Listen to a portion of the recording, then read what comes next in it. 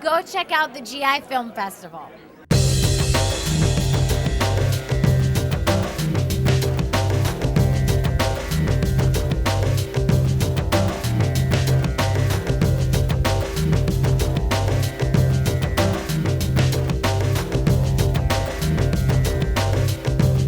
We've had an incredible week this year at the GI Film Festival. We began on Monday night with a black tie event.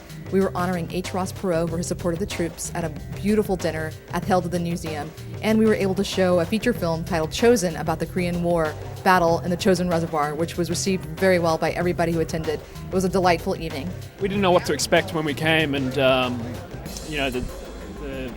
display here and seeing Ross Perot and watching that film was so much more than we expected. And then on Tuesday, we were at Capitol Hill at the Congressional Visitor Center, where we were honoring veterans of the Vietnam War. We had guests, Congresswoman Loretta Sanchez, Congressman Jeff Davis, and we were able to honor POWs, including Congressman Sam Johnson at the event. And we were also able to present our GI Spirit Award to this year's winner, Mr. Joe Mantegna. My goal with organizations like this and for our military in general is to just hopefully use that kind of public face that I have to help further the support of our U.S. military around the world. Then on Wednesday, we were at the Canadian Embassy, where we hosted our International Warrior Night, where we were able to show films from all over the world. And we had films from the UK, Australia, Canada, the US, and Germany. And following that film screening of those shorts, we had a lovely reception at the Canadian Embassy, hosted by the embassies from those represented countries. This event grows every year. It's really getting a reputation around the country and around the world and throughout Hollywood for that matter. Tonight I'm looking forward to seeing 6 international films, short films from all around the world with a military theme, and I hear they're terrific, so I can't wait to get in and see them. I'm going to get some popcorn. On Thursday night, we packed the house at the East Street Theater for an advanced screening of Battleship. We had it before it even hit theaters, and we had sailors there. We had a couple of dozen or 3 dozen wounded warriors from the area, and it was just a really fantastic night. And then we held a reception out there in their honor, and it was sponsored by the Gary Sinise Foundation, so everybody was really excited about that. The American Legion was there. We came here from the hospital. We sat around. We watched a very good movie as far as Battleship. After the movie ended, buffet-style food, and we're eating very good. It's a very good atmosphere. On Friday, we held a boot camp at the Canadian Embassy, so we taught folks the nuts and bolts of finance and distribution, and I think the filmmakers got a ton out of it.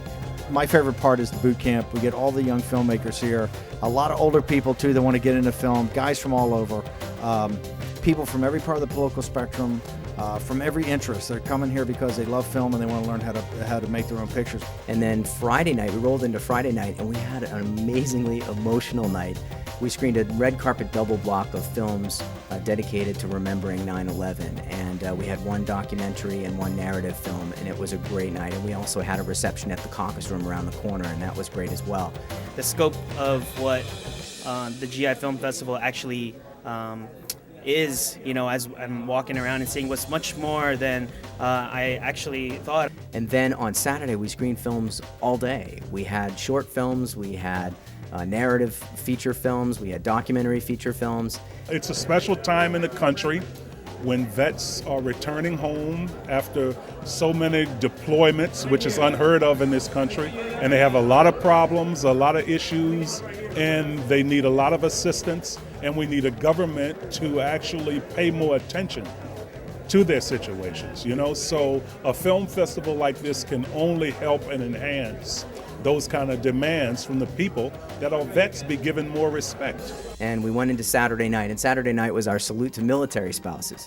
And we were very fortunate to have a cast members from Army Wives there, Sally Pressman and Brian McNamara. The GI Film Festival is primarily about films for the troops, about the troops, bringing awareness to the country and the world. And we also screened the world premiere of a film called Memorial Day, starring James Cromwell, which is an outstanding narrative feature film. And then here we are today. Now, we've just wrapped up a full day of film screenings, some excellent feature-length films, also a short block to start the day, and we're rolling into our awards ceremony, and everybody's very excited because they all want to know which films won the awards. We're also going to have a short block of films, and we're going to be joined by the comedian Longhorn, who's going to be joining us as well to do a set. And we're going to finish off our awards with some music from Camo. So we're going to have some of the folks from Camo coming out to sing and perform for our audience. So it's been an exciting week. We've had so much planned, so much has gone well. The audience is having a great time. The filmmakers have had a great time. Our sponsors have had a great time. It's definitely one of our best years ever. This is the most diverse lineup we've ever had. We covered 5 major wars. We covered every branch of service: Army, Navy, Air Force, Marines, Coast Guard. We had every genre you can possibly conceive of that we covered this week. We had, action adventure, we had thrillers, we had romance, we had comedies, we're actually closing the festival with an animated film. So we had a tremendous amount of diversity at this year's GI Film Festival. We're really excited to showcase these films and to have as many people as possible watch them. Thank you, Extremes! Thank you, USA! Thank you, American Airlines! Thank you, American Legion! Thank you,